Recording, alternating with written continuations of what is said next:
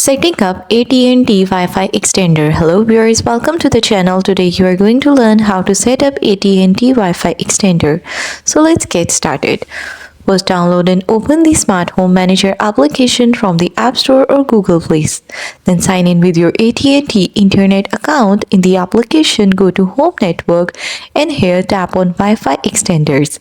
You will see an option Add Extender, tap on it. Now the app will search for the extender automatically. When it appears, select it and follow the on-screen prompts. The app will verify signal strength, confirm placement and mirror the extender with your gateway. It's normal for the extender light to blink or change color during pairing.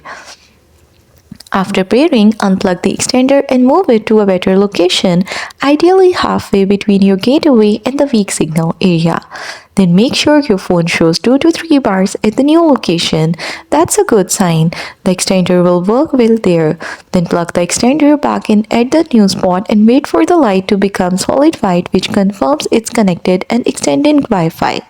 Walk around the previously weak areas with your phone or laptop to test coverage. You should see stronger signal bars and improved speeds. Now you are all set up. Thanks for watching. Don't forget to like and subscribe.